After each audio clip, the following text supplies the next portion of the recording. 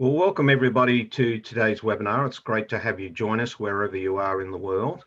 And we are continuing today our conversation around the role of education in enhancing wellbeing outcomes for military veterans and their families. And it's great today to have another dimension added to that conversation, which actually focuses on where we are taking and building upon the skills and experiences of military service members as they leave and transition to the civilian community, by giving them pathways that they can build upon those skills and experiences for their betterment and their families' enhancement, but also to enhance and strengthen local communities and the nation as a whole. Before I welcome our thought leaders for today, I just want to remind you, those of you who have regulars with us, that if you have comments or resources you'd like to share, please include them in the chat box at the bottom of your screen. And if you have questions as we go through the presentation, please enter them in the Q&A box at the bottom of your screen. Well, today our thought leaders are from the UK, in particular being coordinated out of the University of Portsmouth in England. And it's my pleasure to introduce the thought leaders for today. We have Mr. David Mather, who's the academic lead for the Further Forces program at the University of Portsmouth. And we have Mr. Leigh Pickard-Morrish, Mr. Kevin Lloyd, and Mr. Bruce Morrison, all three of whom are students who have or are going through the Further Forces program. And they are going to be sharing their lived experience of the transition process and the role education has played or is playing in that process, and their plans for their future careers. The additional detail about each of our thought leaders is included in the bio packs that were sent to everybody. And it is now my great pleasure to hand over to David, who will do a further introduction of the three co-presenters. And David and the team will then lead us through the discussion for today. So David, I'll hand over to you now. Robert, thank you very much. And colleagues, good evening from the UK anyway. I'd like to start off by saying that this is a real privilege for me. That from my perspective, as someone who hasn't served, but someone who is indeed highly invested in the notion of military service and indeed military to civilian transition. It is a real, as I say, privilege to be able to sit here this evening and speak to the audience online and those who watch the recording with regards to what we're going to engage in. More so, it's also really important to me that the voices of colleagues who are joining me in this presentation are heard, because I think that there are many misconceptions about the way in which the military to civilian transition is manifest, and that we should really be listening to what our veterans are saying to wider society, both in the UK and beyond, with regards to what actually they want and what they need in terms of how we support colleagues on their journey from one stage of life to another. So on that note, I will say good evening to Kevin, to Bruce and to Leigh. And what I'll do is I'll invite each of them in turn just to introduce themselves briefly. And Kevin, Bruce and Leigh, if you could give a brief service history with regards to where you started and indeed where you are now, I'd be grateful. So Kev, over to you first. Good evening, David. Thank you very much. Kevin Lloyd, 25 years in the Royal Engineers, started as an electrician, moved through EOD and search, and now into the training pipeline for the Royal Engineers as I transition into a civilian teaching role as a mathematician. Thank you very much. That's great. Thank you very much. Bruce, over to you. Hi all, Bruce Morrison. I'm currently a late entry officer captain, Royal Signals Cap badge, 26 and a half years with 45 days left in the military. Most of my career has been a mixture of either close protection or signal intelligence. Currently working in the intelligence field as we speak, and I begin as a lecturer in management and leadership in 46 days. Thank you very much. And finally, Leigh, to you. Hi everybody, my name's Leigh Pickard-Morrish, and I left the Royal Navy Submarine Service after 24 fantastic years, some of which I was teaching and very fortunate to teach in the Royal Navy Submarine School. I transitioned to Exeter College and was teaching on 2 curriculums there. I taught on the Data Analytics Level 4 curriculum and the Leadership Management Level 5 curriculum before moving across to Capita and delivering the teaching program for the military now over at HMS Raleigh in Torpoint. Thank you very much. And I think that, colleagues, before we get progress any further, it's really clear that we've got a very tenured panel this evening. And it was important to me that when I was invited to deliver this session this evening, that I didn't make this about my experience of working with colleagues who have transitioned from one phase of life to another, that I made it very much about the voices of those who have actually been on the journey with me, irrespective of what they think of me or not. It's actually more important about colleagues to be able to share their journey with you, and I hope that I'm able to do them justice in what I'm about to say and what I'm about to share. So Kev, Bruce and Leigh, thank you very much. Just to highlight this, when we talk about the Further Forces programme, I lead that. I'm the course leader for that programme, and I'll talk momentarily about that. But you'll notice that Leigh, Kevin and Bruce are at different phases in terms of their journey. Leigh is about to graduate, as is Kevin actually.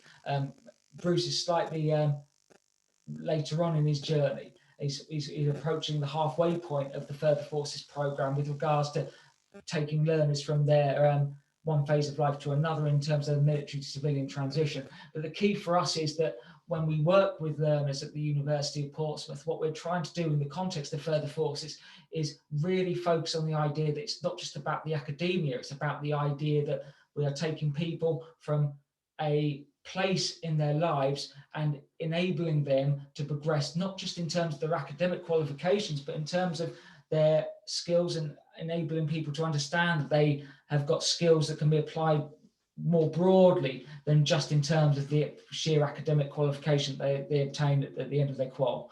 So it's really important for us to emphasize that from the get-go. I want to start off by talking about where we come from and the idea of why service leavers being a thing in terms of going into civilian education in terms of the UK model is something that worthy of discussing. And there's a discourse around that is framed in the idea of crisis. I think that from the UK model, we talk often about how teacher recruitment is a real issue and how there is a real desire by government actors and otherwise to have service leavers engage in education in a way that perhaps they haven't done in previous years, in the previous decades. We know that the data supports that idea, and indeed we know that's particularly acute in the context of science, engineering and technology. So we know that we've got a great big swathe of people who are highly skilled, have a high level of expertise in the context of the subjects that I've described there, and in our service personnel, amongst our service personnel, and that really what we want to try to do is make sure that we utilize those people in a way that enables our young people in particular to be able to sort of benefit from that experience. I think that's where this comes from. However, we have to bear in mind that this isn't new. For colleagues online from North America, we know of Troops to Teachers. That is something that isn't new. And we also know that we have got a long history with regards to trying to take service personnel and enable them to transfer to civilian context in terms of teaching. We know that also that there are transferable skills that are apparent, and that we've got people who are invested in the idea, actually, that we can take their skill sets and apply them in teaching contexts. I think that this is almost a governmental narrative that has been ongoing for a number of years, in fact predating Troops to Teachers. And I think that what we've also got to bear in mind is that there's been a varying level of success with regards to that. In that context, then, we know that the Troops to Teachers programme, it wasn't overly successful in the UK model. We know that there were some challenges to it, and we also know that there's a narrative that came out of it that often talked about our military almost wanting to serve in a teaching profession through the prism of behaviour management, and trying to create the idea that our teachers were there to be almost arbitrators of behaviour in our schools and in our colleges. But actually, from my perspective, and one of the things that I personally have benefited from, is the idea that the Further Forces programme was created in 2017. I've had the opportunity to work with colleagues in a number of contexts in terms of science, engineering and technology, and the FE model that coincides with the UK. And what I've been able to do is work with colleagues, some of whom are online this evening, in order to help them transition from one phase of life into another, and indeed pay forward their skills and attributes with respect to the subjects that I've mentioned.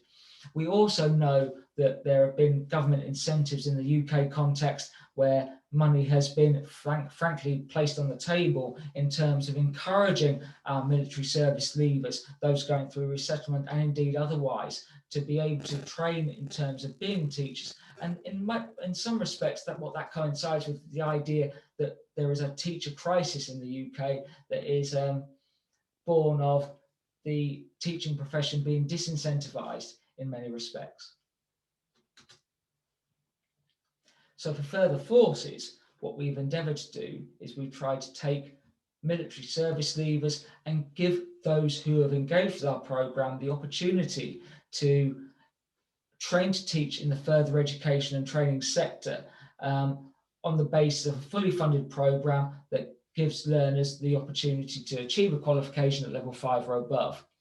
We use a blended learning model, so I'm not happy to say this, but our idea that we've used Zoom and such technology predated COVID-19, and we've worked on a blended learning basis for a long time now, and we work very much towards a live streamed and recorded model that is complemented by a multi-moded tutorial program where actually learners learn flexibly. We don't engage in learners every week by their understanding. What we do is we present content and then learners engage with us not that at their whim, but certainly on the basis of a schedule that suits their needs. And I hope that the colleagues online would agree that, and that they're bound to now, I suppose, that what I try to do is work to their timetables rather than they work to mine, because I think that's very, very important when we deal with colleagues who are teaching all day, that I'm able to meet their needs rather than they meet mine. And I hope that colleagues will agree with that. And if you don't, I'll have a chat later. So in terms of the numbers then, colleagues, what we're talking about here is that so far you can see that we've got well over 100 people who've engaged with us. We've got 34 who've completed their certificate in education or PGCE and are employed. We've got 61 who are engaging with that further. And then you can see the numbers that as we go on. And I think the prime issue here is that we really start to talk about that we're not just dealing with people who are transitioning from one phase of life for another. We're dealing with people who are going from one walk of life to the next, but we're also taking their families with them. We're taking their children with them. We're taking a whole facet of life with us from one journey to the next. And I'll talk a little bit later on about how important that is to me personally with respect to the importance of what our programme does. Despite everything I've just said, and clearly I'm bound to express this in the most positive context possible, there is an amount of scepticism that goes with the notion of service leavers joining the education profession. I carried out a piece of critical discourse analysis on the the text and the subtext that goes along with service leavers going from one phase of life to another. And more often than not, I found words like discipline, organisation, and resilience were prominent in terms of the way in which schemes such as the Further Forces programme and indeed Troops to Teachers prior to that are described. That's certainly through the English model of transition, and in terms of what is described by how colleagues move from one phase to another. You can see from that final bullet point there, this notion that the sergeant major whipping students into shape was prominent, and that is particularly poignant to me because that was something that was described to me by a service leaver who has since passed, sadly, and what the colleague in question described as the idea that colleagues who are online, and indeed those who engage in the Further Forces programme, aren't merely there to talk about behaviour management issues that exist within a context in a college or a further education setting. Instead, what colleagues do, and those online personify this, may I say, having observed them all teach, is that they are there to impress upon others their skill set. They're able to discuss the best way in which to engage in education, and they're there to facilitate the learning of others. The idea that colleagues are there to merely manage behaviour is something that is very old hat, frankly, and it's something that I'd like to explore with Bruce, Leigh and Kev respectively as we proceed. In that vein, I'd like very much to talk about the commonality that exists between the teaching profession and military contexts. When I looked at the piece of discourse that I did as part of the study that I'm carrying out, and indeed what's going under peer review at the moment, I looked at words such as rewarding, country, and world class as a way of setting the tone for the way in which those who transition from one phase of life to another, from military to civilian teaching, as being really significant. And thus we can look at the idea that actually there is this whole idea about teachers serving their communities and teachers serving their students that really becomes powerful in the context of what we describe.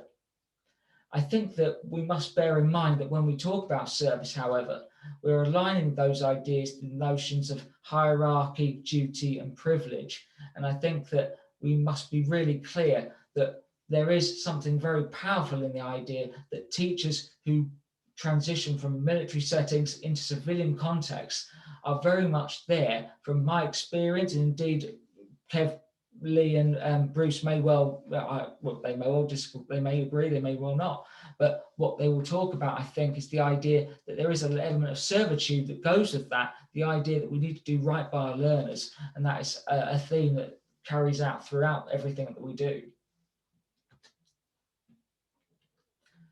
Ultimately, the service to civilian pathway, which I've used pointedly because the Further Forces programme in its current form is not ongoing. It's something that as the funding has now been stopped, and we are looking to replace that at the University of Portsmouth with the pathway that I've suggested. It's ultimately about people. It's about people and their families. It's about the life chances of them who they subsequently teach. We should talk about identity. I think it's very important, therefore, that we talk about the idea that there is an identity that goes with both being a member of military service, and indeed that goes with them being a member of the teaching profession. And we should look at the transition of identity.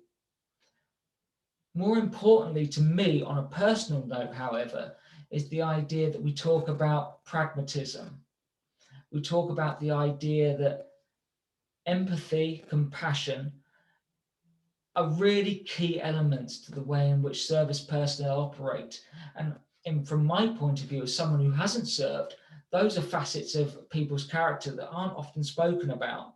And I think that we should talk about those more in terms of the wider public narrative.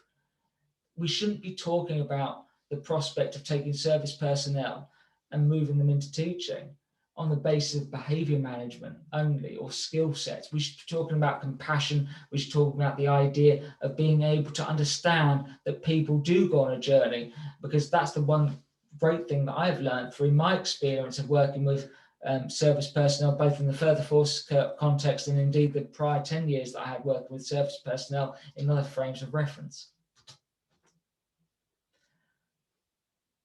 There are people online who I think this evening who will appreciate what I'm about to say in terms of teachers being leaders of learning. When we teach, and I must emphasize here that I am a teacher by trade. I've been a teacher for 20 years in various contexts. I've worked with people in all sorts of frames of reference, and I've tried very, very hard to always do my best by those with whom I've taught. We do lead others by definition. We want to make sure we can take people on a journey from one stage of life to another. And I think that the attributes and the skill sets that colleagues who've served in the military are really, really ideal in that regard. We must make sure, therefore, that we describe how colleagues are able to do that in really exact and acute terms. I think also what we must make sure that we understand, that we impress upon those who have served as teachers without military backgrounds, understand that that's what military personnel bring to the table, that actually there is an idea of service that it goes with that. And I'm not sure that necessarily the teaching profession in the context of those who haven't served understand that. That's only anecdotal, of course. That's my perception. In preparation for this session, you'll notice that I used an online forum that I used throughout the Further Forces programme, certainly my involvement with it. And I engaged colleagues in the idea that I was going to speak this evening to you all with regards to their thoughts and their ideas and indeed sharing their voice.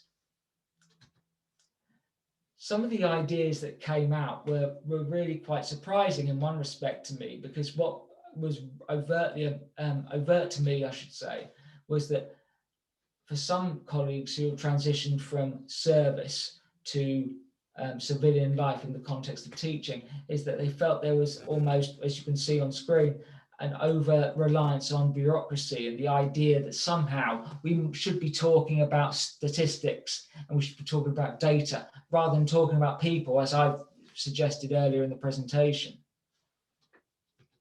To carry the thread on, you can see that colleagues have mentioned things such as communication, integrity, discipline and culture as being issues that come to mind. And indeed, you can see from respondent C there that there is a real idea that the sorts of values that are ingrained after many years of service in the respondent's context, 20 years, that aren't necessarily overt within the teaching profession as I understand it. And of course, I must emphasize that I'm talking about the civilian further education context within England in particular. So those 16 and above, those who are operating on the what we would call in old money the tertiary level, I suppose, of the English education system, that there is somehow something that is not in sync with what colleagues would have expected, perhaps upon joining the profession as they would via the programme. At this stage, colleagues, I would like to invite Kevin, Bruce and Leigh to give a brief introduction, as I know they've done already, but I'd like to invite them to go into a little bit more detail and give a little bit more detail with regards to their service history as well. And then what we'll do is we'll go into a bit of open reflection with regards to Graham gives its reflective cycle, and hopefully from that be able to talk a little bit more about the military to civilian journey via teaching that I've described so far. So Kevin, I could hand over to you first. Thanks, Dave. Right, so a bit more of an in-depth detail about my career. I joined the Royal Engineers at the age of 16, having just left school, having failed my A-levels.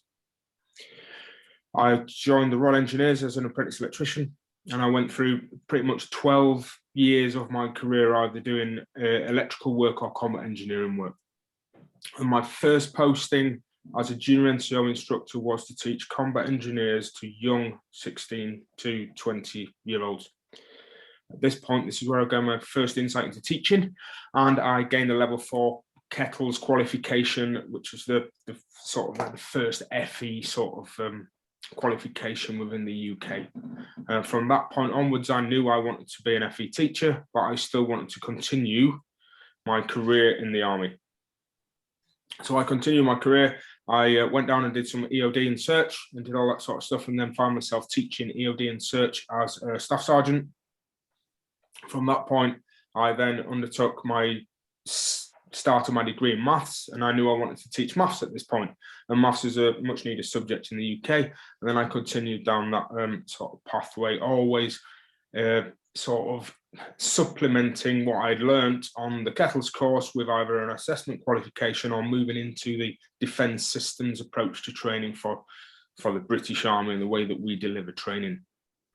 At this point, I then went into designing training, a bit of curriculum design, and now I've gone on to the needs requirements of the Royal Engineers and how that turns into training, which is my last 2 years, which fits perfectly in line with when the further forces became available for me to transition into an FE maths teacher.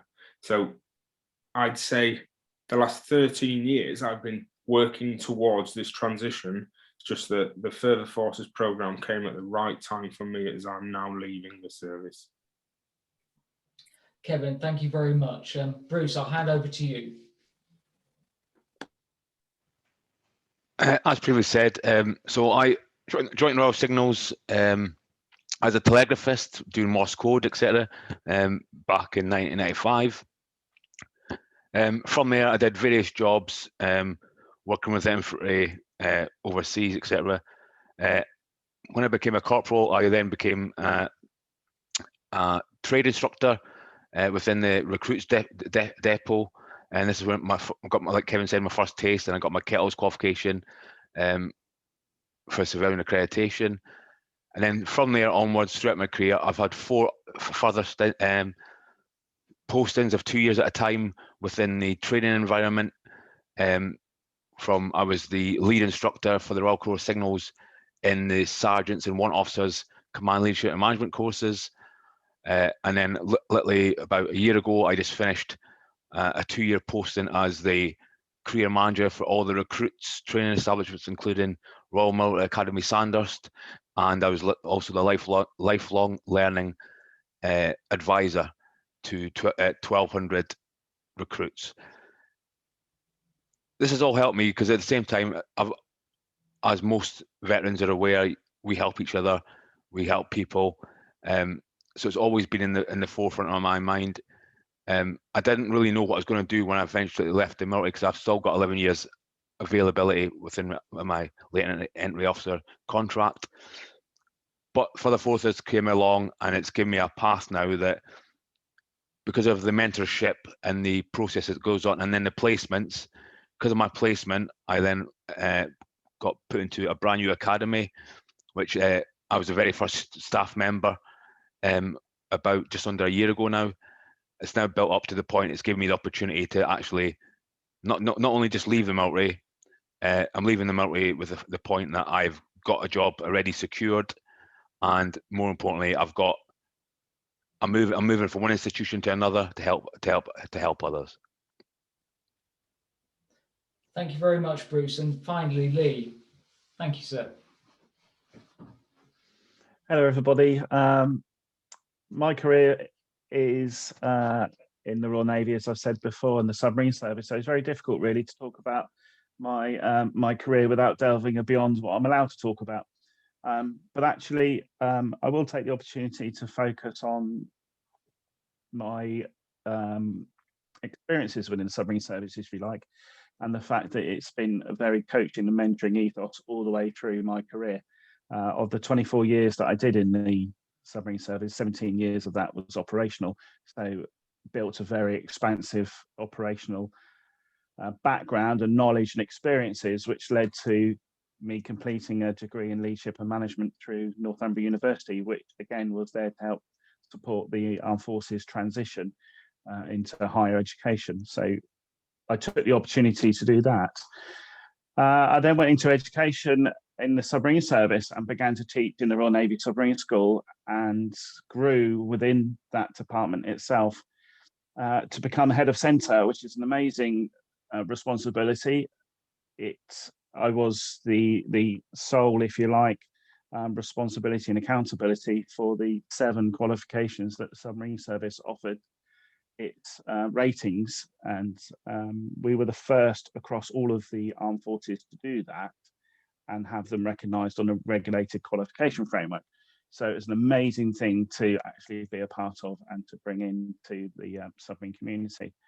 I left there through the resettlement programme, and actually didn't really know what I wanted to do when I started resettlement.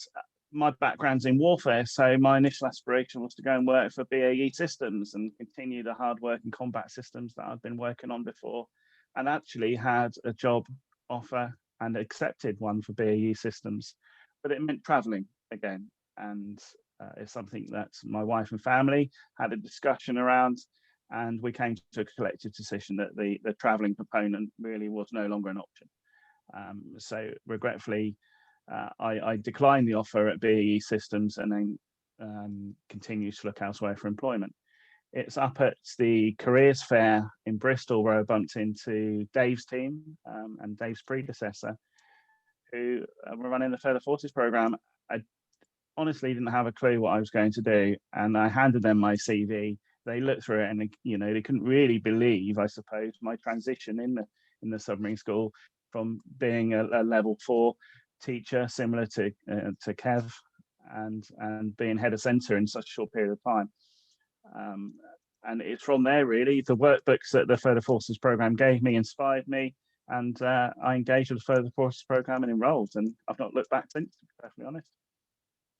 Thank you. Thank you very much, Leigh. I think that one of the common threads that I would take about from what colleagues have said there is that we've got pre-existing skill sets that exist, and as such, it would almost be foolhardy for us, for me anyway, as a civilian teacher trainer, not to want to seek to exploit that, frankly.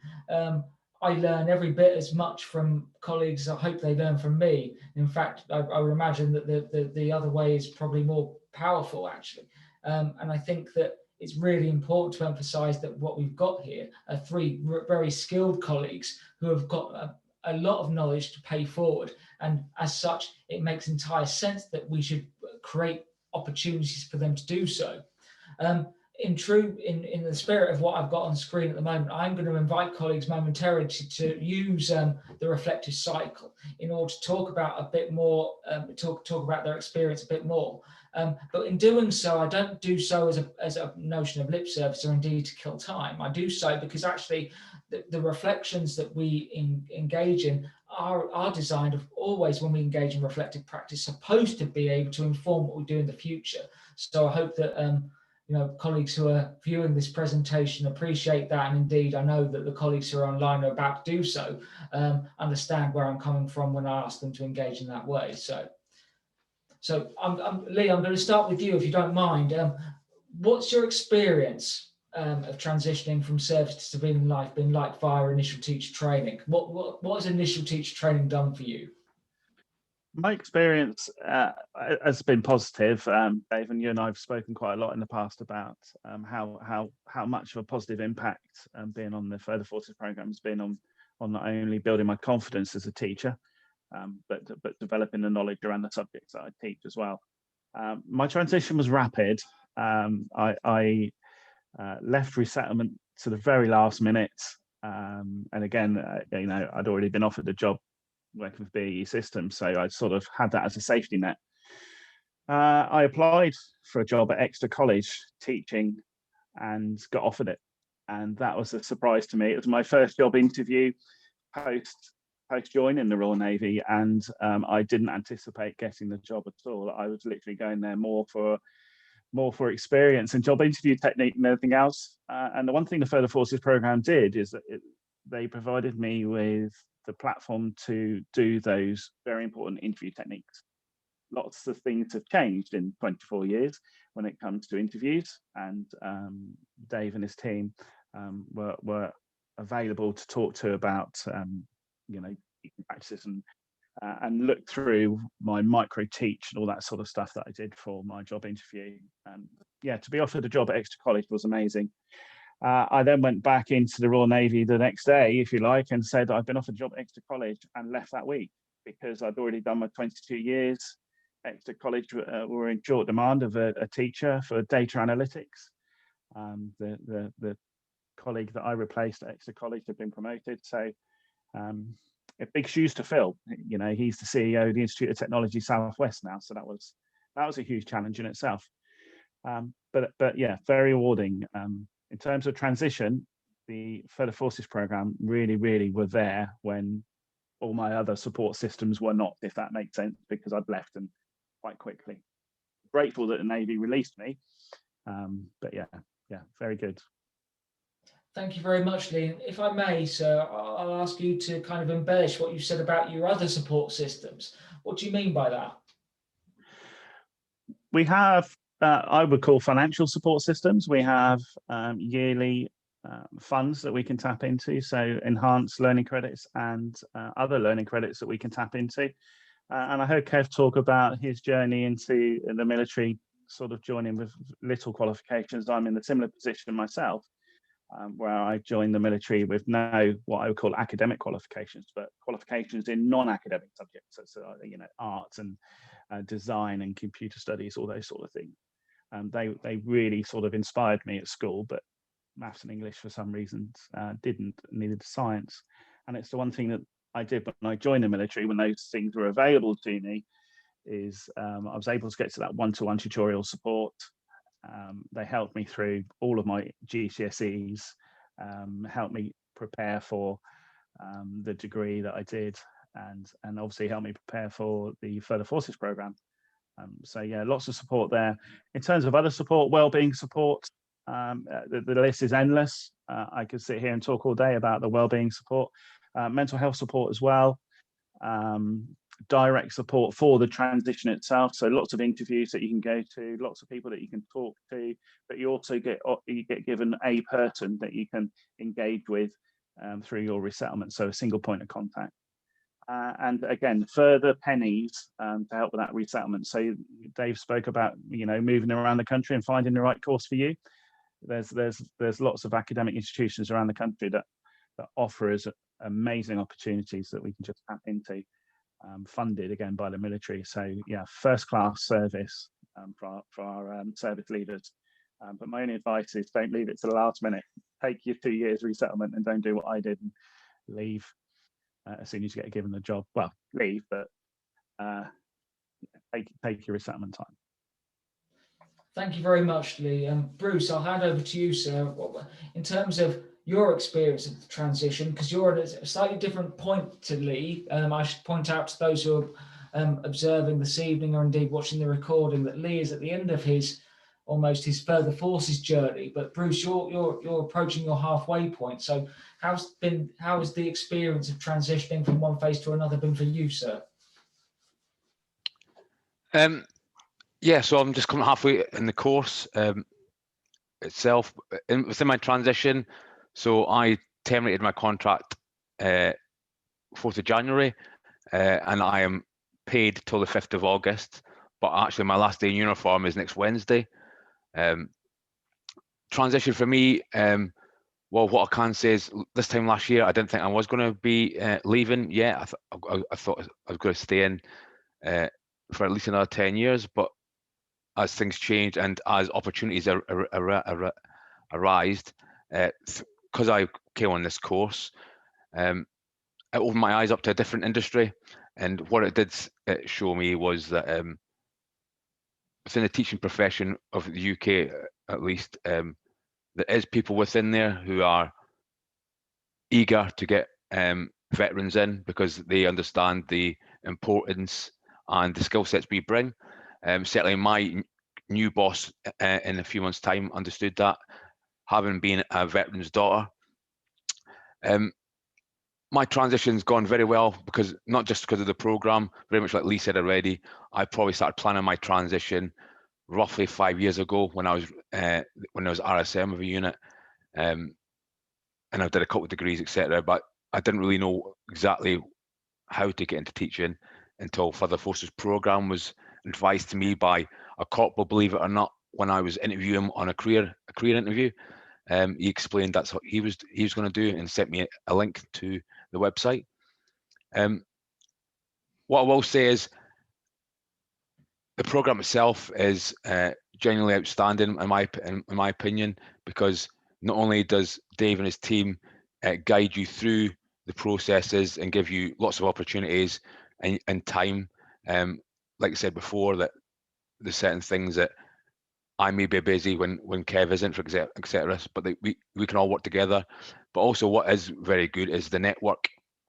Leigh, funny enough, was the first person who Dave contacted me with when I had to do a brand new course in a brand new academy, because Leigh had certain experiences as well in that. So actually, the wider network within for the program, we all help each other out, and we've all got different experiences. I can only say good things at the moment, because obviously, as we discussed before at the beginning, I've secured employment within FE sector as a lecturer because of this program. Otherwise, the academy wouldn't have known about me, and I wouldn't have known about them. Thank you very much, Bruce, and the check's in the post. Kev, what about you, sir? Thanks, Dave. Well, I'm a bit different to both of them, to be perfectly honest. A bit like Leigh, and Leigh moved in to get a job in the Navy. Well, I started my 2 years, and I knew that I was leaving, and the Further Forces program was what I needed to do. However, before that, as I was transitioning and becoming just getting ready to go into resettlement, I applied for the Troops to Teachers program through a partner university and got accepted onto the course. Things changed slightly. I didn't want to follow that route, but the Troops to Teachers program was there. I moved from that onto the Further Forces program, and the 2 years that I've had, I've still been serving and doing my job as a soldier and working voluntarily at a college for the first year, supported by my chain of command. And then as I use my 35 days extra resettlement, I've now been using day release from my normal job to go gain the teaching experience, the teaching hours within a college that's local to myself, all whilst being supported by Dave and the other members at different times of the day or night, depending when we work, because I've just finished work this evening and then come back and onto this program. But also what has really benefited me is the support that's been provided by the program manager of the Further Forces program as well. I've had to move location within the country quite rapidly, and I was put in touch with the other FE organisations to the area of the country I'm going to be moving to in the next couple of weeks, which has now secured me a job for when I move in 3 weeks to the new location I'm going to be living. So that is not only a benefit for me, it's a benefit for my family. It's taking the pressure off them. My wife's also secured a job in the area that we're going to. It's been a seamless transition, or almost seamless transition for me, and that's the benefit of what I've gained from this program, but also the benefit of the networking with anyone else within the community of FE. Thank you very much, Kevin. I think that from you and from Bruce and from Leigh, one of the threads there is very much the notion of support. And I think that colleagues who are watching this evening will join me. I know that from watching previous presentations that we are almost unified in the idea that support is crucial. That almost is a given. But it's the nature of that support and how that support is manifest. That support isn't just about having a website or a web page or having a set of signposting. It's about the practicality and the pragmatism with which that support comes. In Kevin's case, and Kev, you'll forgive me for citing you specifically in terms of this example. You needed practical solutions to some of the challenges that you were facing at a time, as have many colleagues that I and my colleagues have worked with.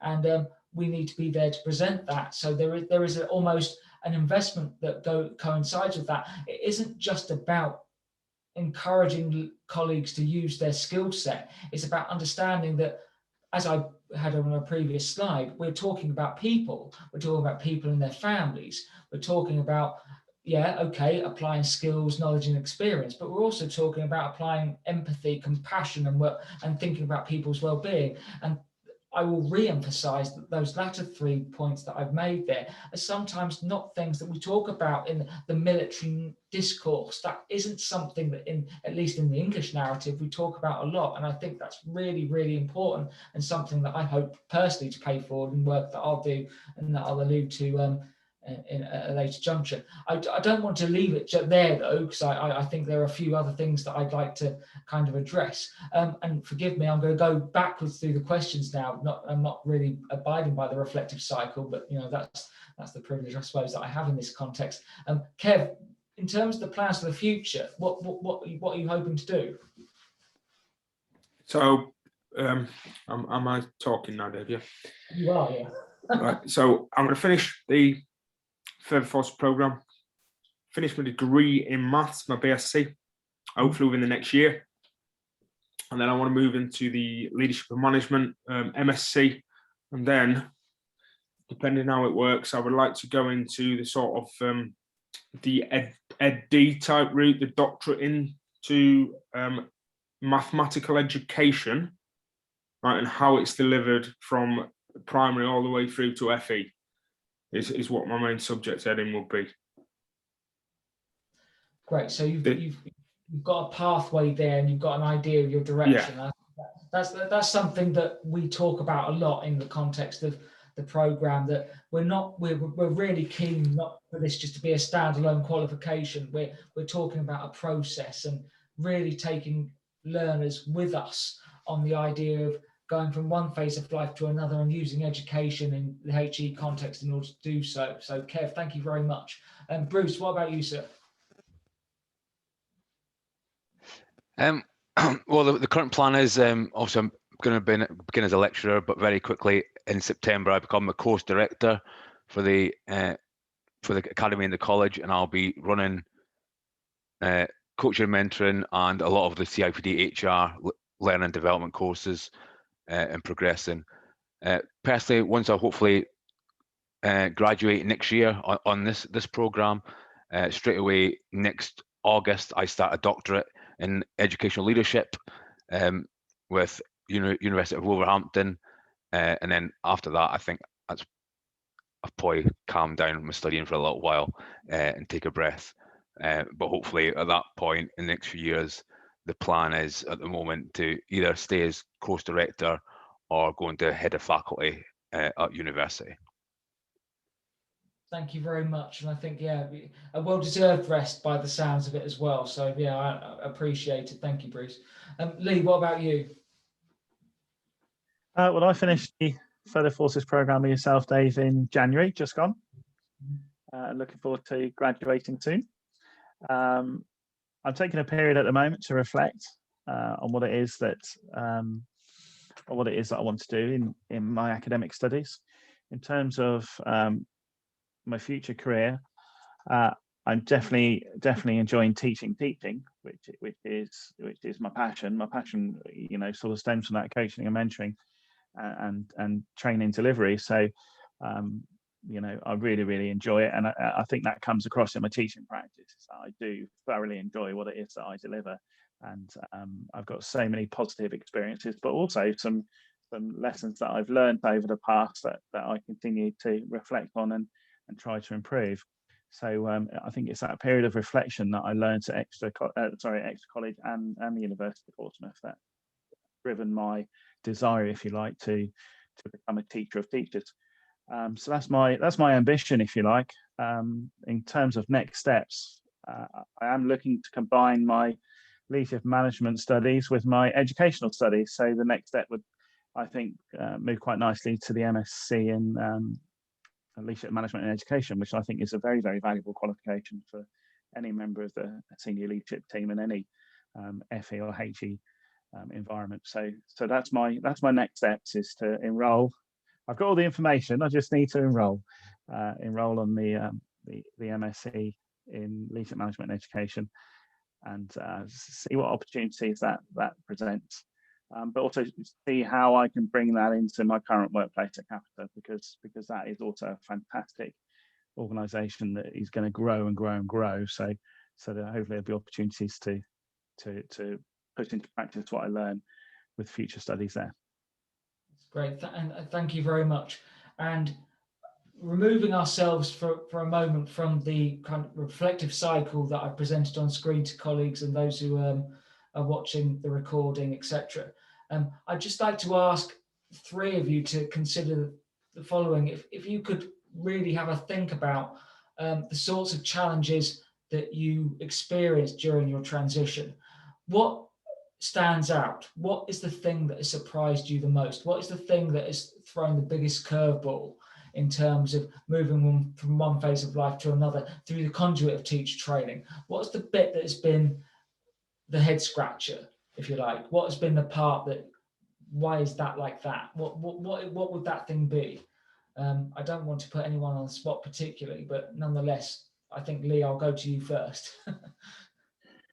I think I'm quite unique in this position, Dave, because I came from a head of centre level of accountability. So I had quite a big overview, if you like, on the way that curriculums are managed, having been a curriculum manager, having been a head of department, all within the military context. So my greatest challenge, I suppose, was when I got the job at the college, was almost starting again from the very, very bottom.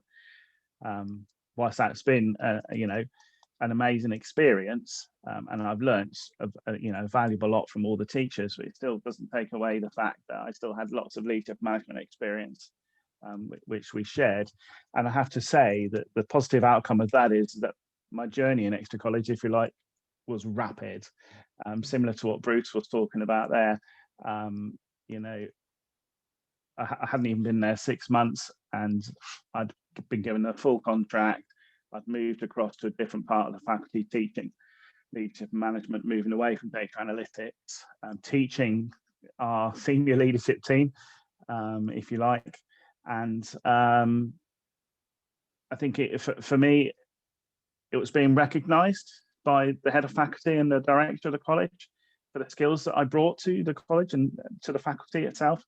I applied for the role as a lead tutor, which is, the tutor that's responsible for all of the statistics, if you like, and the roles and responsibilities of all the different areas of the faculty.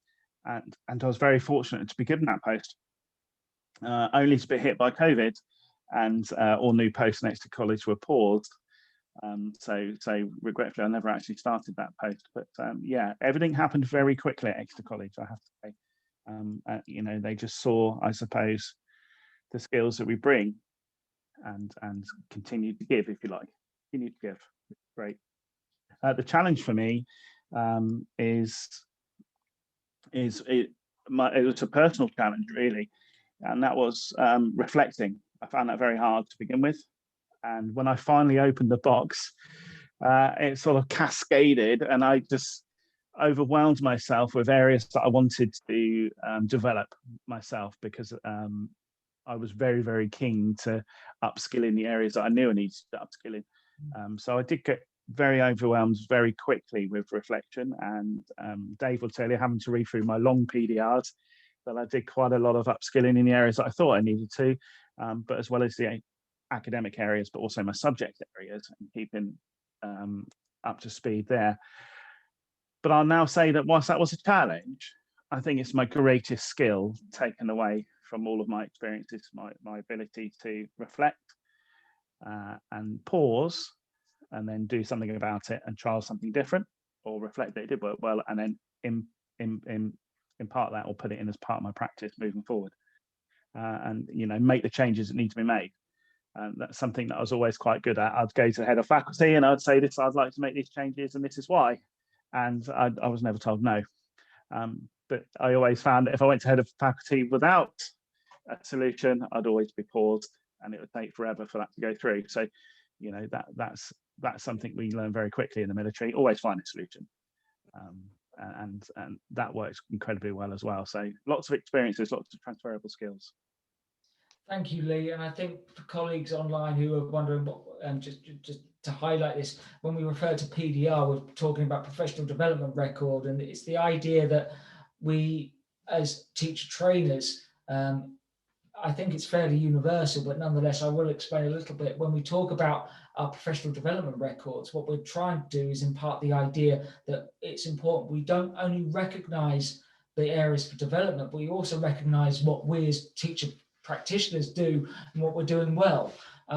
Sometimes I think that for me, as someone who reflects upon working with the military, and I should highlight that I've worked with the military in the context of teacher training far beyond and from, previously to further forces, colleagues don't necessarily talk about the facets of their practice that are good.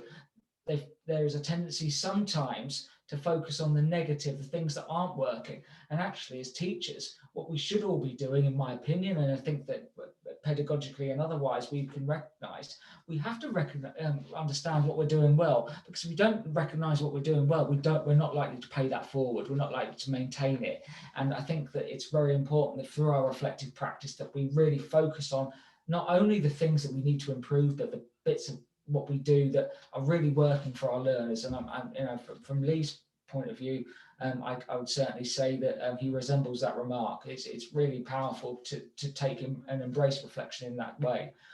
Bruce, I'll extend the same question to you, sir.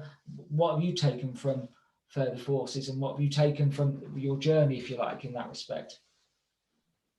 I'm probably one of the people you've been talking about, Dave. I always, being a Scotsman, I always look at the doom and gloom and the negatives of my teacher practices, and I've started to learn that yes, not every single lesson is going to go perfectly to plan as we in the military expect. It's a case of getting over that and just getting the job done. And to be honest, the feedback from all my students have been positive, so I'm doing something right. What I've certainly struggled slightly with, I suppose, is coming from the military after most of our long careers, is our values and standards. It's the way we are, the way we're ingrained. Certainly, I've in some job interviews, I'll watch what I'm saying because I know I'm being recorded, is some senior management within some of the education sectors haven't got the same values that we may have, and it's just struggling to realize that we are different, and there's nothing wrong with that. It's just a case of possibly for me just remembering that we're in a different environment now, and I have to look at things differently. That's probably my biggest learning point.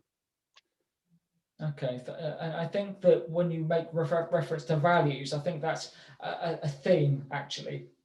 We should, as a sector, and when I say we as a sector, I'm talking about the education sector now, understand that our values don't necessarily align universally in the way that perhaps sometimes we think they do. And I think that there is almost an opportunity that is born of that for almost a knowledge exchange in terms of understanding where various sectors of society are coming from, because I think there are a few givens that are taken for granted. So Bruce, I appreciate your insight there. Kev, finally to you in that regard, what do you kind of reflect upon, and where are you at? Biggest thing for me, Dave, was I underestimated the student population initially on their approach to maths. As in, what I mean by that is, I love it. I think it's one of the most important subjects that you could have and use in a various different contexts, whereas 16 to 19-year-olds that have just left school that didn't achieve the GCSE in maths don't want to be sat in a classroom with super excited Kev that is going, maths is really, really important, right? They just want to get it done with and out of that classroom, ready to go to whichever vocation they're doing. So, likely reflection on what was going right and what was going wrong. Biggest thing I learned was link all the mathematical content to someone's vocational subject as best as you can, to then give them something to cling to move forward with. And it's difficult when you've got motor vehicle and air and beauty in the same classroom to try and link the vocational subject to the mathematical content. Takes a bit of time, but you can do it. And the more you do it, the more practice you get, the more that you can contextualize the maths, which makes the student want to learn. But that does take time and reflection. Whereas opposed to a military person, sorry, Dave, opposed to a military person, as the other two will probably agree with, is when they're sat in front of you, they're put there because they want to be there on a course they applied to do, and therefore are interested in what you're teaching them, because it affects their careers in the military. It doesn't affect a 16 to 19-year-old youngster who's just getting into the adult lifestyle. Okay, that's it, Dave. Thank you very much, Kev. And I think that on a related pedagogical note, I'll use this platform as an opportunity to talk about how maths is a language, and how your opportunity as a maths teacher is to express maths in that regard, and how perhaps that doesn't happen in other contexts. But nonetheless, I won't oversell that right now. Before we conclude this section and then open the platform for Q&A, I'd just like to finish, if I may, colleagues, to talk about the significance of leadership and your leadership training in your military context in terms of what you do as teachers. And Kev, I'll start with you. You and I have spoken many times about leadership and how you've been trained in leadership, and how your progression through the military has almost been defined by leadership. How significant has your leadership training been in terms of your transition into teaching? For me, Dave, I haven't followed the leadership and management degree like the other two colleagues have. However,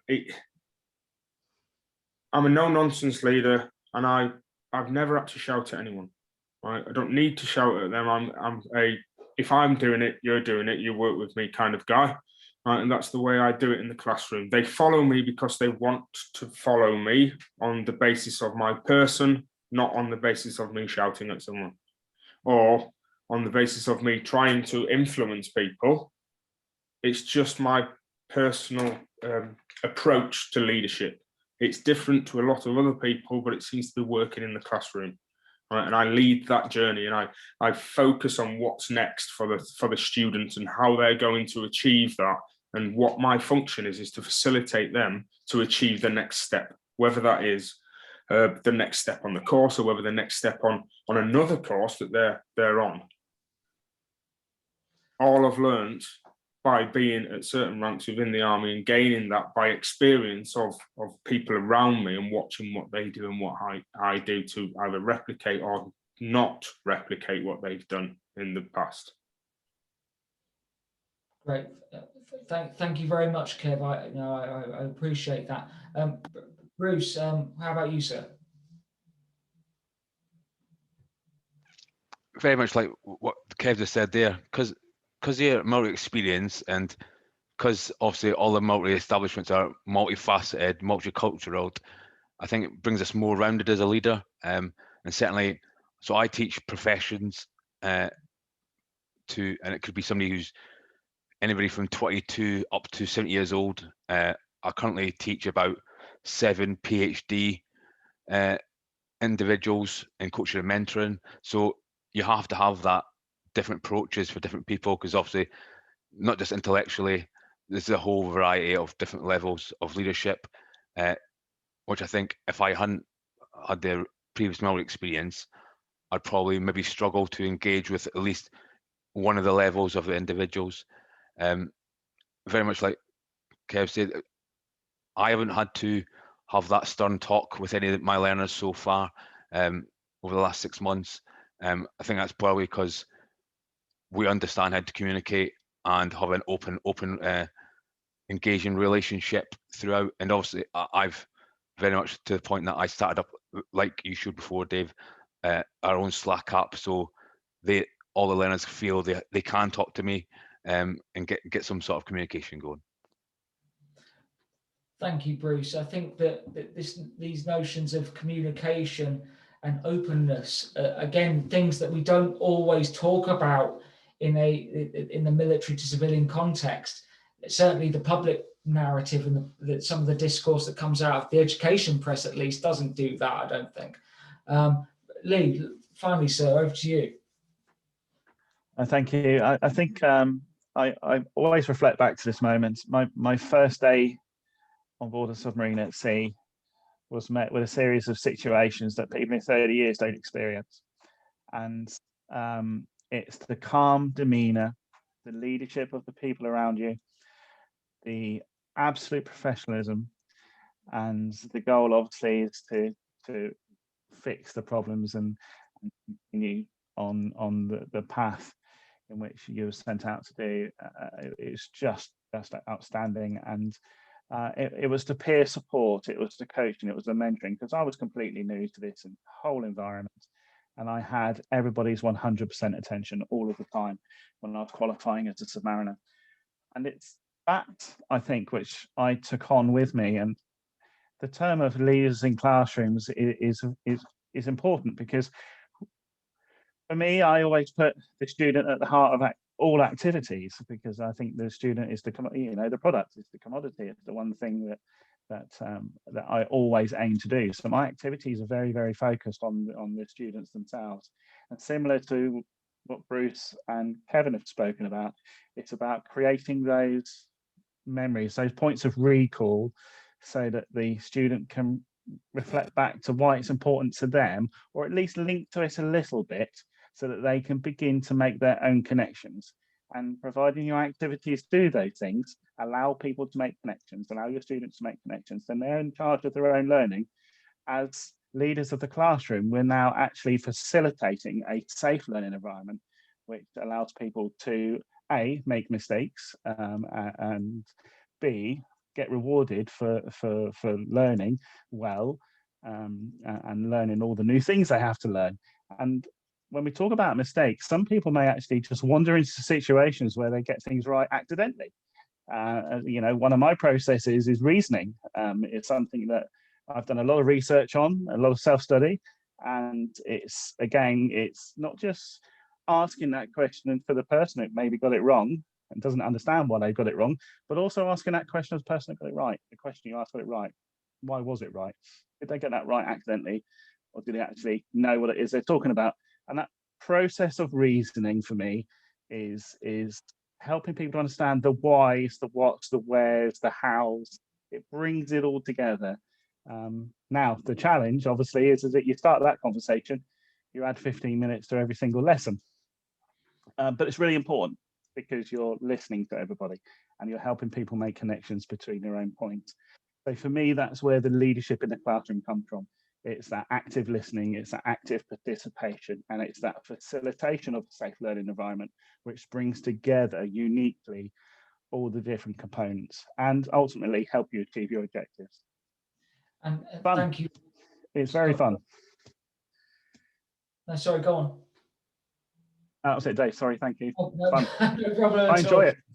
Well, that's great. And I think that, again, the thread between what everyone has said there is this almost this cognitive process that people go through, the idea that we are building links between learning, and then as teachers, it's something that I'm very keen to impress upon those with whom I teach, to teach in a manner of speaking. Albeit that the term leaders of learning is something that I borrowed from others, but not least my boss, who I think is online this evening. It's really powerful, this idea that we lead others in building processes, in building the idea of how we learn, not just getting the answer, but understanding how we come to that. I think that is part of the art of teaching, but something that can be taught and something that we can go through and discuss at length. And colleagues, I'm grateful to everything that you've discussed. To everyone who's watching online, and indeed watching the recording, you will be, you may be grateful, I don't know, that we are approaching the end of the presentation, but nonetheless, I've got references on screen. I'd also like to make a shameless plug for a recent blog of mine, where I talk about the idea of leaders of learning in a little bit more depth, not extensively, but it's a 4-minute read according to what's online. But nonetheless, I do talk a little bit about how I've almost formed an idea around this, and indeed it's something I've shared with the colleagues who are online and otherwise as well. Other aspects of my work that I will shamelessly plug are as I say, undergoing peer review at the moment in terms of discourse analysis with regards to how the education sector looks at the military transitioning into the teaching profession, and how the military look at that as well. And indeed, my upcoming doctoral thesis will touch upon many themes relating to that in terms of identity, status hierarchy, and indeed overbearing culture. I think that now is a good point at which to stop. I'm really grateful to everyone who's watching this for your time this evening in my regard, and indeed our regard, and I'm more than happy to take any questions. So Robert, thank you very much. Well, thanks, David. Thanks, Bruce, Kevin and Leigh. That was a great introduction. I'll start by someone on the chat stream here has put in, this is, I think, very positive feedback to you. And the feedback is, kudos to you, gents. I transitioned out and selected a career in HVAC trade. And for me, it proved to be incredibly difficult dealing with an OSI and trying to navigate the civilian school system as a student. For those of you who have taught civilians, I can only imagine how difficult it would be to teach civilians without expecting the mentality of what you would have grown used to many years in the services. So, so they're complimenting, I think, you on the work that you are doing, but also, I guess, in a way, the support of the program from the Further Forces program itself. We've got a couple of questions here. The first one that I'll pose, and the question is, this is an interesting model and great. It's supported by the Ministry of Defence. Is the Further Forces program unique to the University of Portsmouth, or are other UK universities offering this opportunity? And the person says, I note the University of Portsmouth also offers secondary teacher training. And the nub of that question is could this model work with secondary and other forms of teaching too? I'll open up to the panel. David, maybe you want to comment about the Portsmouth end, and then I might invite Bruce, Leigh, and Kevin to make a comment about other opportunities for these things for other forms of teaching. Sure. Thank you, Robert. I think that firstly, in terms of being unique to the University of Portsmouth, I will be candid. What the university essentially won the bid in terms of the delivery of the Further Forces programme. At inception, actually, it was a shared bid, and it was split between the north and the south of England. And part of, I don't think I'm breaking any confidences to say that part of the reason why I can talk about Further Forces being a University of Portsmouth entity is because our model was successful in respect of recruitment and retention of candidates onto the programme. I think that we developed a model that I hope that colleagues, and I'll leave it to them to say or not, that was successful and actually met learners' needs. I think that with respect to the former part of the question, ultimately, my teaching background is in further education. I taught in sixth form. Prior to that, I worked in industry as a training consultant, which is a convoluted way of saying that I taught in various financial and business settings prior to embarking on an educational career in the academic sense. I think that the model could be applied more universally, and I think that the whole idea is that it's not so much the model of the way that we deliver that's the key. It's the idea of the relationships that we build with our learners, and I'm really keen to impress that. And I can't guarantee that the colleagues online will agree with me, but I and really clear in my mind, as I said in the presentation, that further forces and what will come after further forces in the other forms that we are looking to promote via the University of Portsmouth, because that is something that the institution is behind. It's about people, it's about service personnel, those transitioning from military to civilian lives. It's about them and their families. It's about giving them opportunities to teach, because the skill set is there. I think that's probably the best way in which I can address the question. I think they're going to be applied to secondary models of education, but as I say, my remit really has to be for further education, mainly because that's my background. But I don't know, Robert, maybe colleagues will be able to embellish further.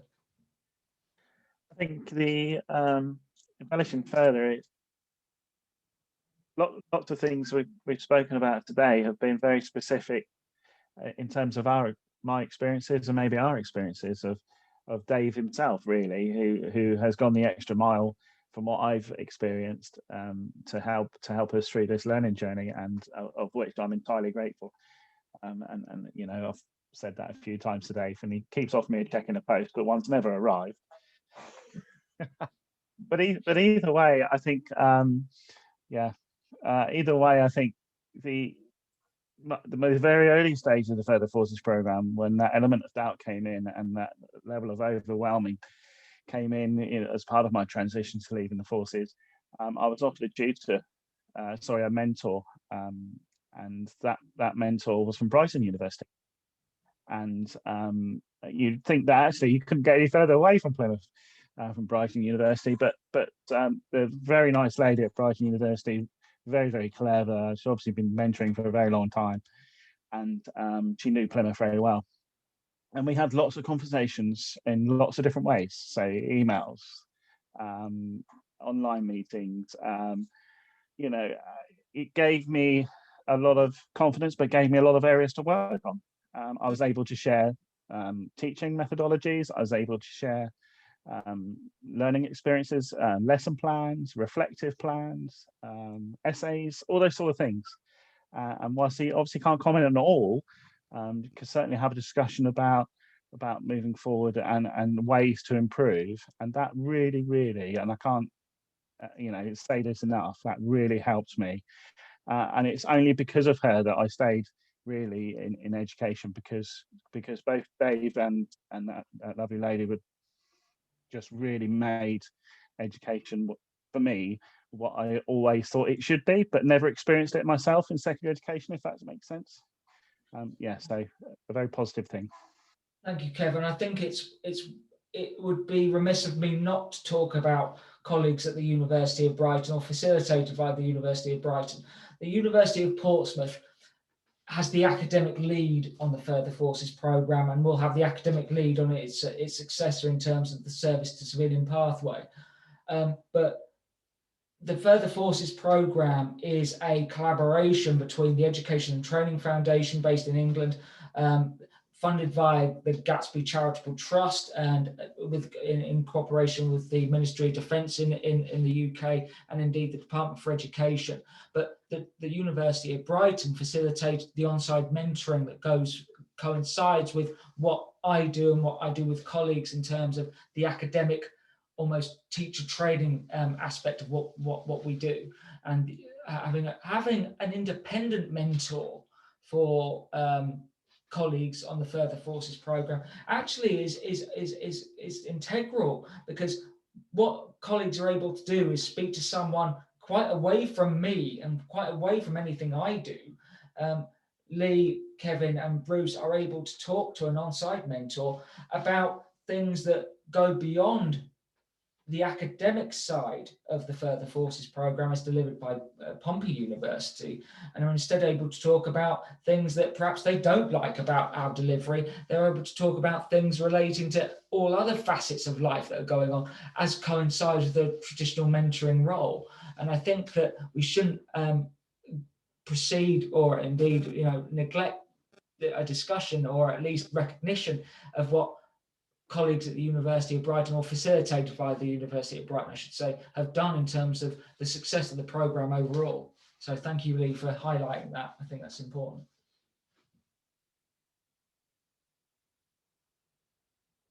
sorry, I guess the question triggered in my mind from that person, triggered in my mind something around the role of leadership. And Bruce, Leigh, and Kevin, you all talked about that, where in our very first conversation that kicked off the discussion around the role of education in enhancing lifelong well-being of veterans and their families, was from the US, where we heard about the values of veterans in leadership roles within higher education and the university sector. And what the research piece that was presented actually said we should be seeking to recruit more people like yourselves into those roles. So I think, you know, you each talked about your pathway, and you all indicated moving into these leadership roles. How do you think we can encourage more veterans, as they're thinking about their future after service life, to consider moving into further education and higher education and seeing that as a career? Whether that's as a teacher or a lecturer, but it may also be just as an administrator and a leader within the sector. So what are some of the things you think that we should be thinking about doing to encourage more veterans to see this as a pathway? I think a lot of it's just to do with communication and confidence. So I hope Dave doesn't mind saying, a job opportunity came up not long ago, and it was open up to the whole network, if you like. It wasn't far away from me, so I decided to have a little look, and it was a head of faculty job. I got to the final interviews, and to be honest, even though I've got I have got the skill set, I've got the academic backing, because I'm moving into a new sector, I would never have thought to even attempt to apply for that job. But because of Dave firstly identifying it, and then we had a little bit of consultation, I did the job. Okay, I didn't get the job, but it showed the fact that firstly, out of quite a lot of applicants, I was in the very last few. So veterans have got the skill set to get there, and it's just a case that the more success stories I think like this, and people identify, and the more that the veterans network and serve and talk and find things out, I think more people realise that actually education is the right field to go into. Leigh? I think something that Robert, that's a really sort of an interesting subject you bring up there, because it's something that I've witnessed, having left the military and gone to extra college, and then gone back into teaching teachers for defence.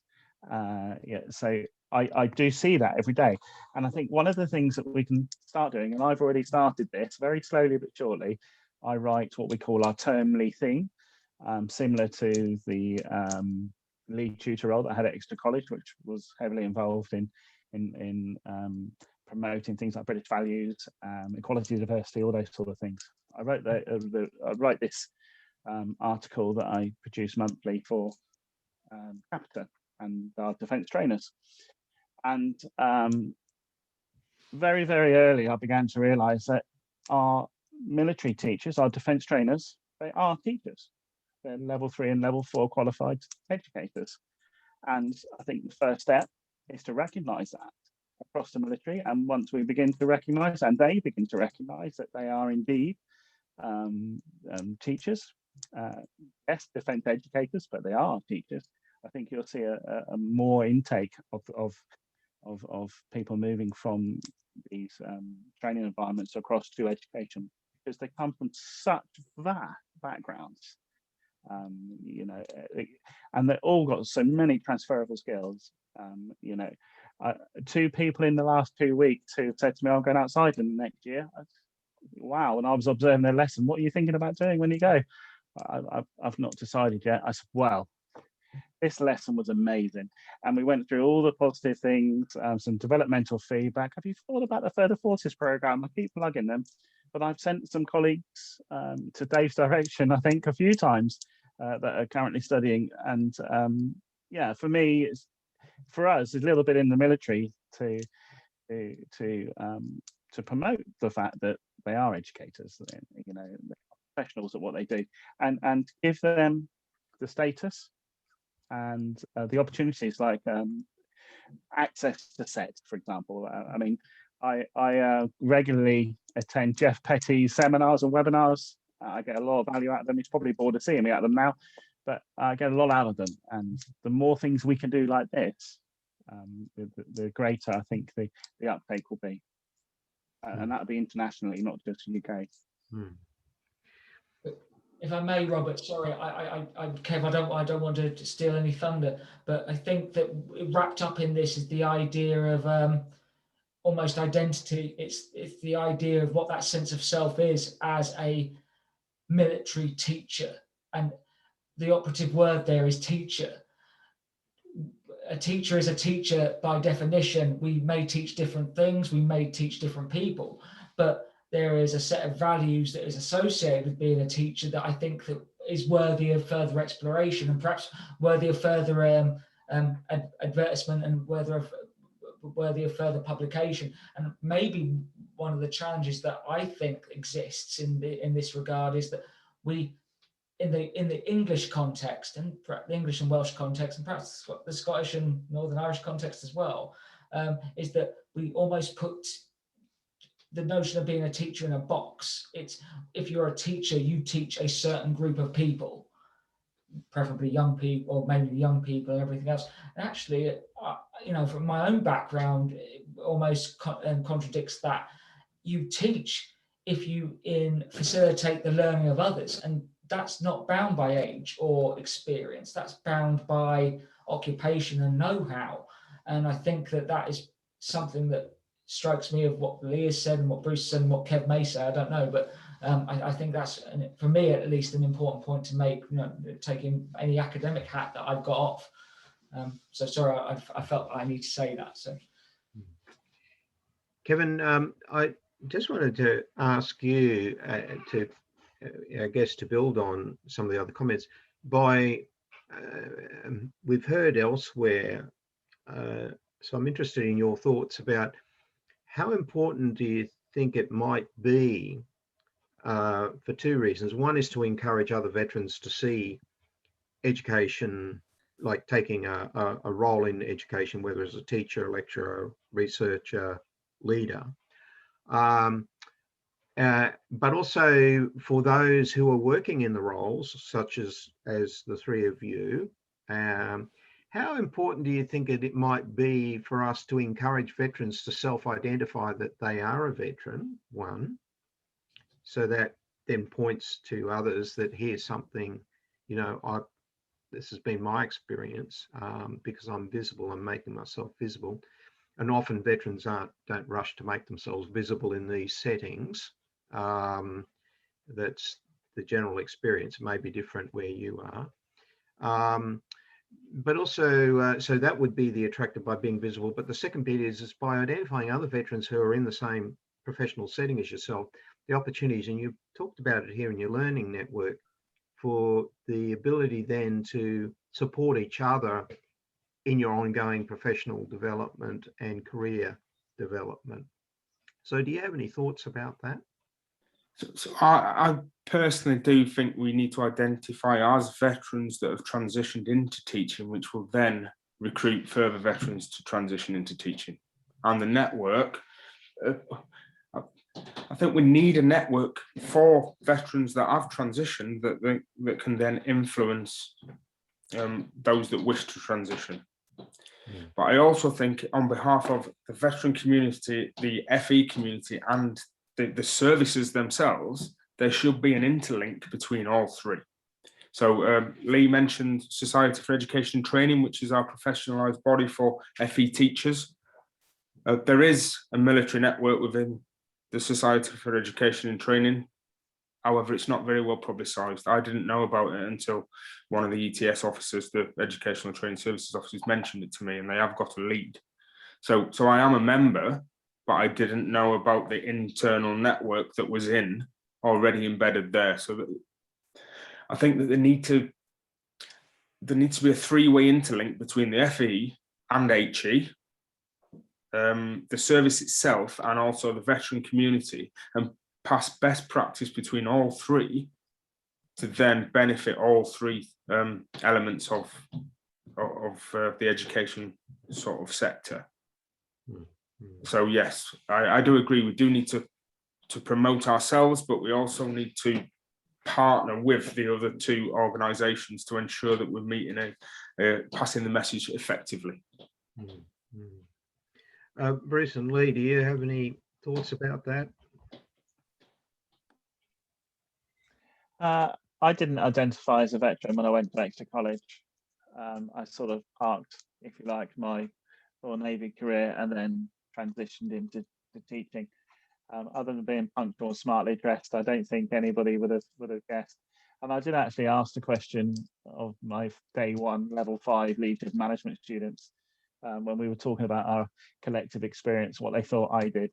And they thought I worked in advertising. So I'd obviously done a good job fooling them, because advertising couldn't get any further away from warfare in the submarine community. But actually, I think it's the power of, again, it goes back to that whole leadership of the classroom and talking about the subject emotionally. Obviously, I must have talked something about advertising to trigger them all, but for me, it comes back to being a role model. We in the military, I think that's embedded in us very early, and it continues throughout education. And you latch on, and you do see role models in education. You know, the person that I replaced at Exeter College was a role model for me. Every time I observed his lesson, I was like, this is the way I aspire to teach, and it's a pleasure to watch you do it. And I learned so much from it.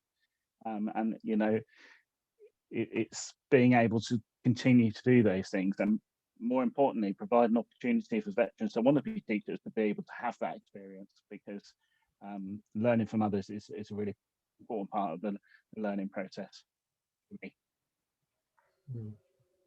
Bruce? Yeah, for me, Robert, firstly, yeah, right at the beginning of my courses, we all do icebreakers, and I introduce myself as a veteran.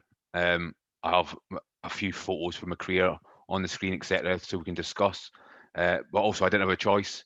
When I happened to go into the website of the academy, there's a big photo of me that they've found online of me in uniform. So I had no choice. They already knew. I haven't got a problem with that. So what it has done is it's opened up. So I'm part of a research group within my area. And more and more things are going on, the more and more I'm being looked at to take leads in different things, introducing other veterans into the area. I've just got another veteran who was working in a machinist workshop for the last few years and not enjoying it. I've just got him a job as a level 3 lecturer in management on a temporary basis. So I think it's very much like we've all discussed it. It's just a be proud of who we are, and the more we show it, hopefully more people will come. That's a great observation. I think that lack of visibility, and David, I think it was in your component of the presentation, or it might have been when the other panelists were talking, you talked about this military civilian gap, and some of the my words, preconceived ideas within the education sector about what veterans are. And also you mentioned another very important thing about this in the transition journey. What is my new identity? I know who I am in the military context. Who am I in this new context?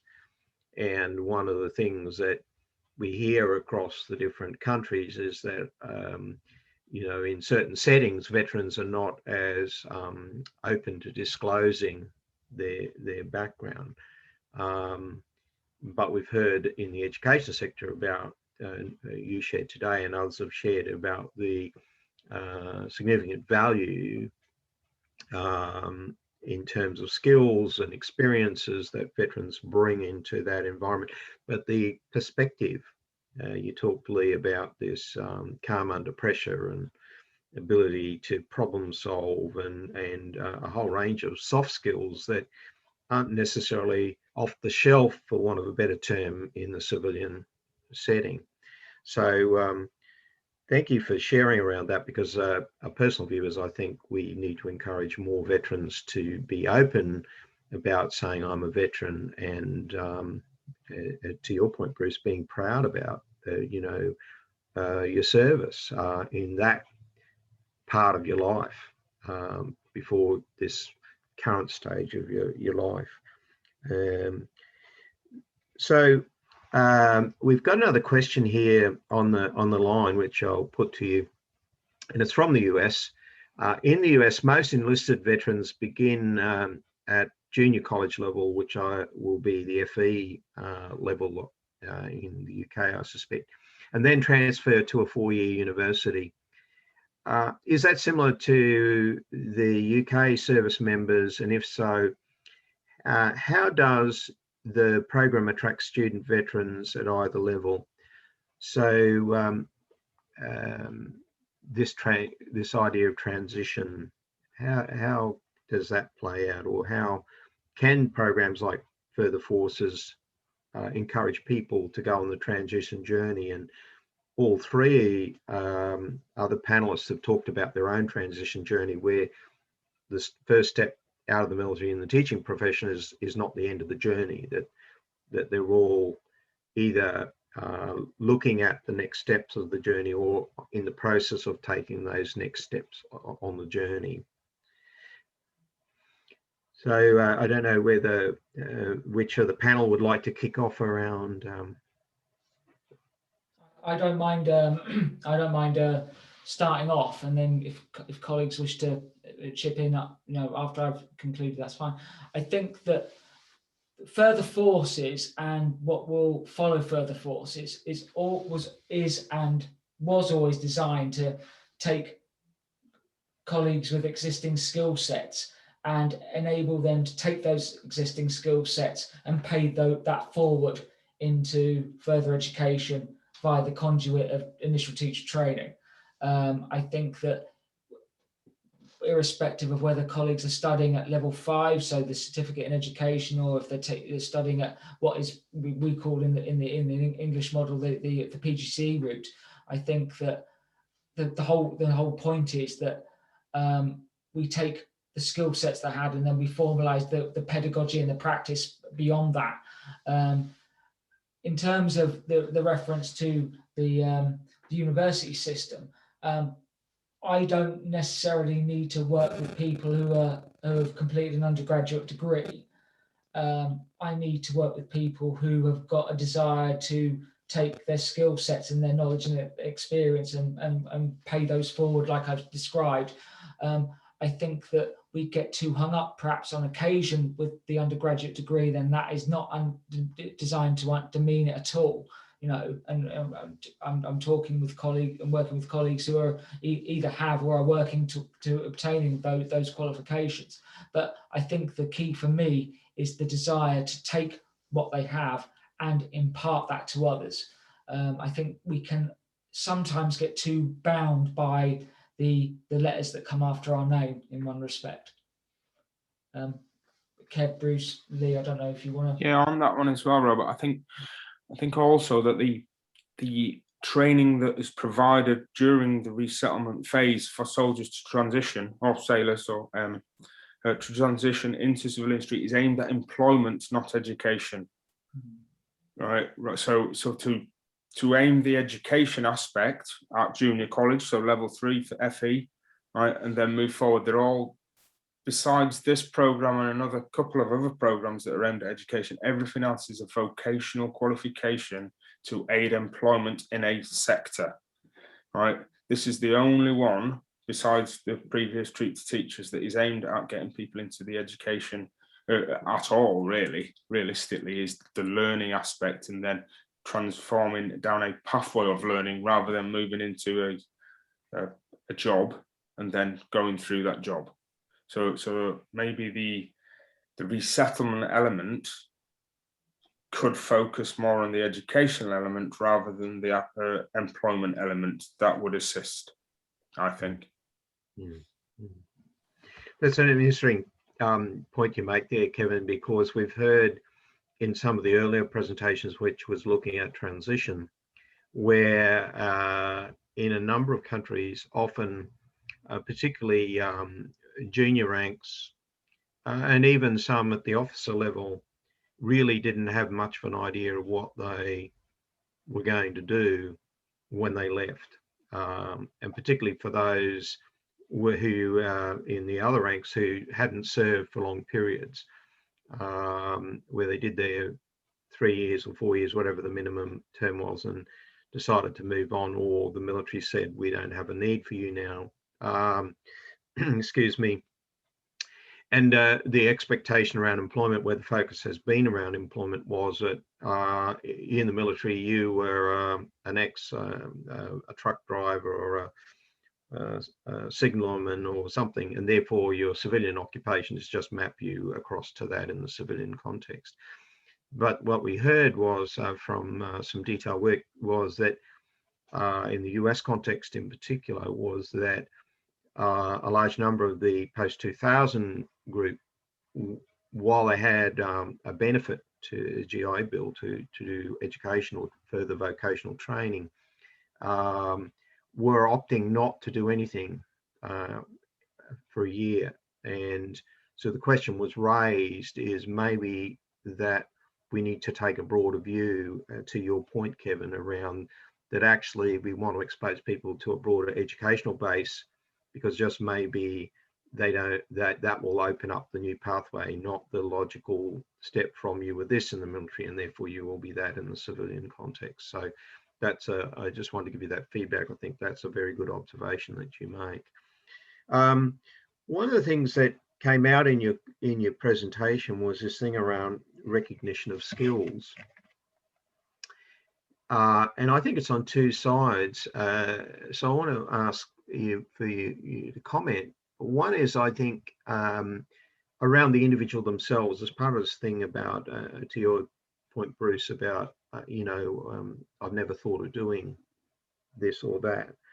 So how do we help people to realize some of the skills that they actually have from their military service, which gives them a base to move forward into an educational setting of one kind or another?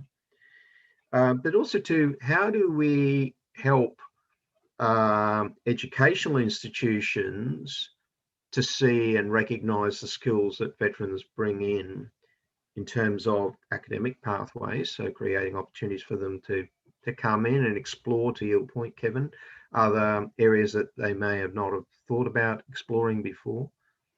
And then the third area around skills is, how do we help potential employers, whether they're in the educational setting or some other setting, to recognize and value these additional skills that people bring because of their military service?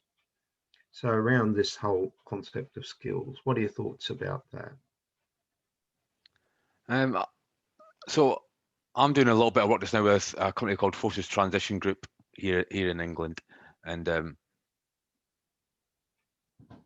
what I'm finding, they've got a very so they basically talk to a lot of military people, personnel from all the way through their career. So they might have only been in for 1 year, could be 30 years. They've got the full expanse, and what they do is they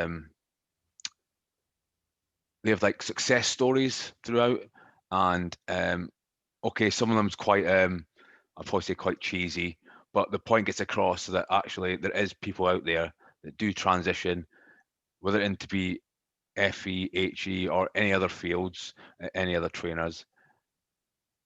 The word gets out and it's covered possibly the whole country within a week either being virtual or face to face. It needs to be, but on a grander scale. The MOD aren't part of that at all. So that's a complete civilian organisation. So very much like Kevin was saying before, if they join forces with the MOD itself, and then worked with for the forces program, before you know it, that net of influence is all over the place, and people realise that actually they have got the skill sets. They are more than capable to go into the education sector, and then more importantly, success stories like we spoke about before. It's just getting it out there and not being, for us as veterans in military, a lot of us don't like to sing our own praises, so we'll just get on with the job and be quiet. But actually, it's going to take some of us to say, actually, we are good at what we're doing, and this is what you can do. Just come and look at us, and then hopefully others will follow us.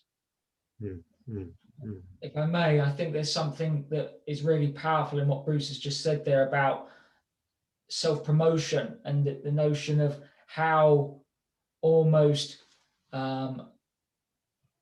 those who serve and those who have served talk about themselves and reflect upon their service. I think that almost there is from my point of view, there is a reluctance sometimes for colleagues to talk themselves up. And I find so often that my discussions professionally are about encouraging, as I said, talked about in the presentation, encouraging colleagues to recognize what they're doing well and what they can do well. And that isn't born of faint praise on my part. I'm not trying to build anyone's ego. What I'm trying to actually do is highlight the real significance of experience and the power of experience in terms of anchoring the skills that colleagues have. From a purely pedagogical perspective, I will not be swayed from the idea that the best teachers are those who can anchor learning in experience and who can frame learning in that way.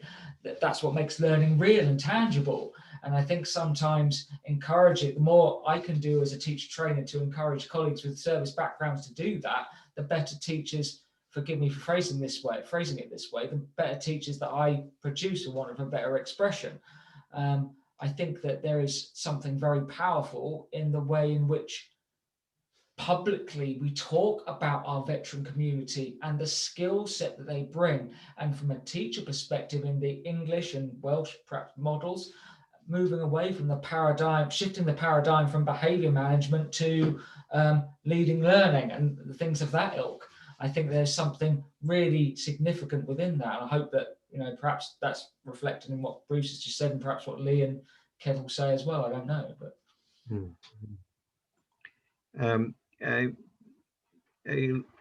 Leigh and Kevin, do you have any thoughts about that? I think we've already touched on this maybe, but as part of my resettlement in the early days, I was doing a general CV building course, and we were in groups and having discussion around CVs and job interviews. And a Royal Marine who had attended a job interview recently was told that he didn't get the job on the basis that he was considered a threat maybe to the management positions above him. And whilst that was good feedback, it hit him hard actually. Maybe he was going in too low at the time in terms of what he was aspiring to do, but actually maybe in education, across education, maybe that is also worthy of consideration.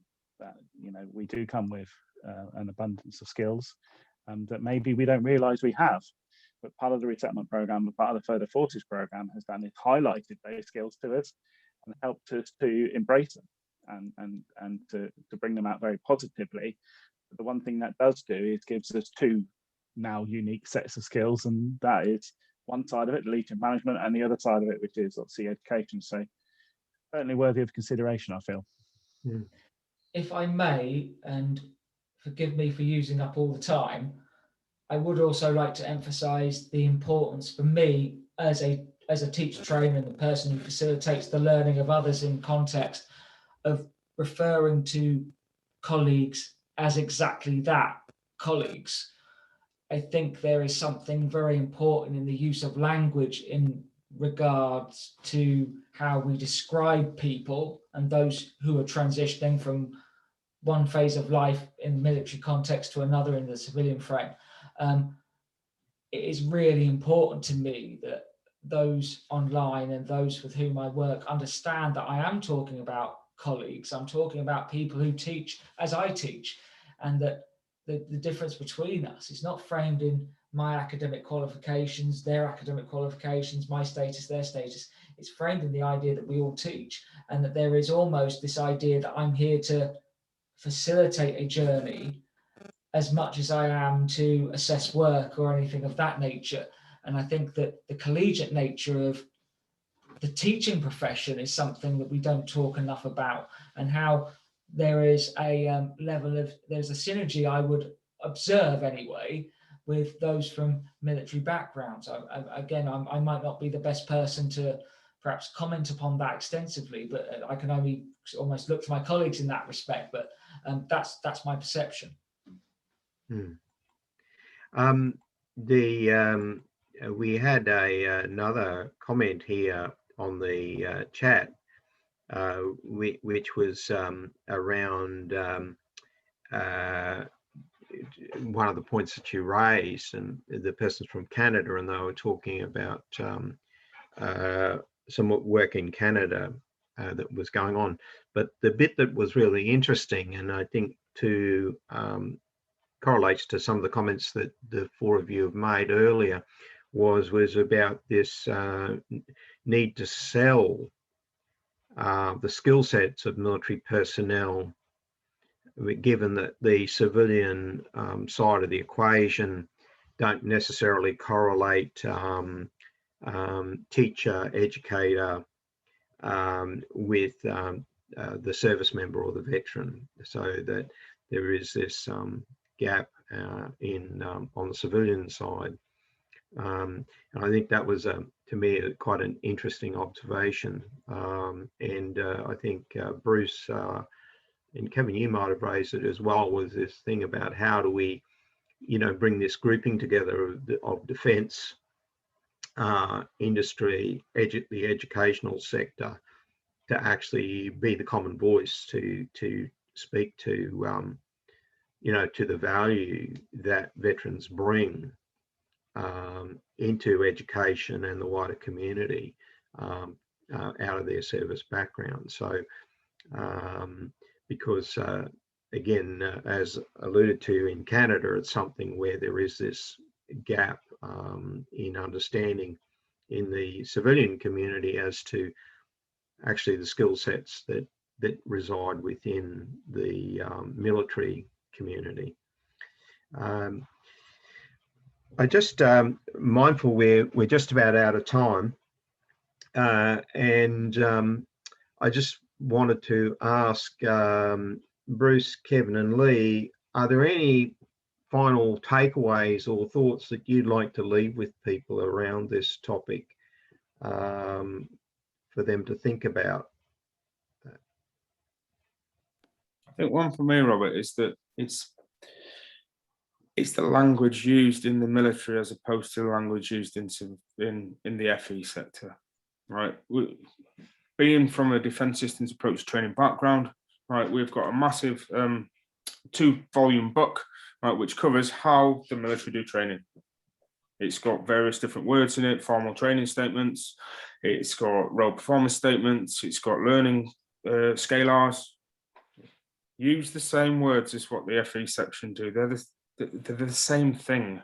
Right? A course training program is a course specification.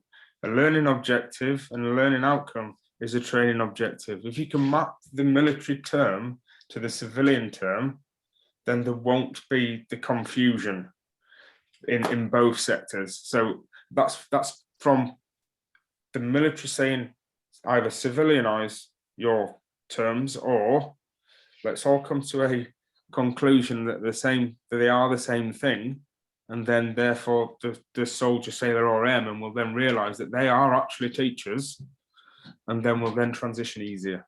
Yeah, that's my last parting words there, Robert.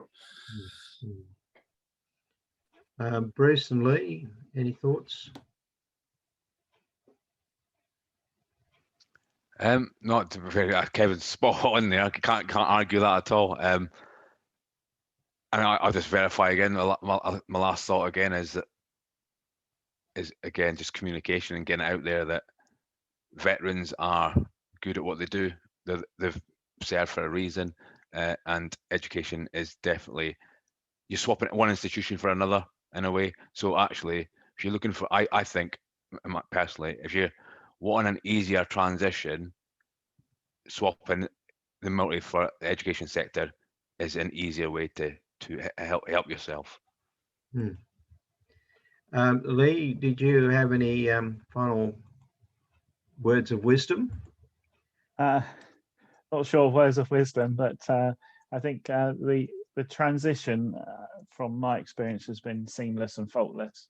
I've enjoyed every moment of it, and if you do express an interest in education as a veteran, then my message is to give the Further Forces Programme a call, and they'll be quick on their heels, as they were with me, and very supportive, very understanding, and create a variety of platforms for you to learn.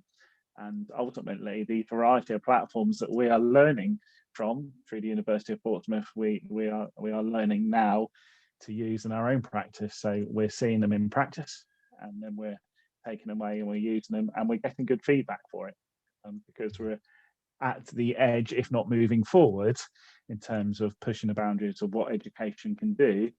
And to give an example of that, my blended learning module that we did for the University of Portsmouth couldn't have come better place for me, because I finished that and less than 30 days later, we were in our first lockdown.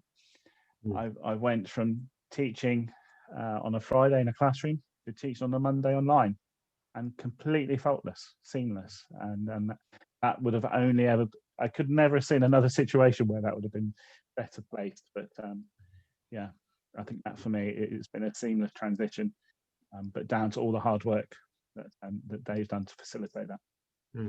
I'm going to run out of checks, Leigh, at this rate. So, well, we've come to the end of our allocated time, and I want to say a big thank you to each of you for your contribution to the conversation today, from sharing from your experience and the work that is going on to encourage and support veterans moving into these teacher roles in further ed and higher ed. And so thank you for your contribution to that conversation. And hopefully, as the conversation around this progresses, that you'll want to come back and share in those further discussions as we take this forward, because certainly a personal view, my own experiences, education has been a fantastic additive, and I think it has the potential to be a great additive. And you talked about changing the narrative. It's a really key part of changing the narrative about that veterans actually are an asset, and how do we use that asset more effectively. So thank you to all those of you who have joined us today. It's been great to have you join us, and we look forward to having you join us again.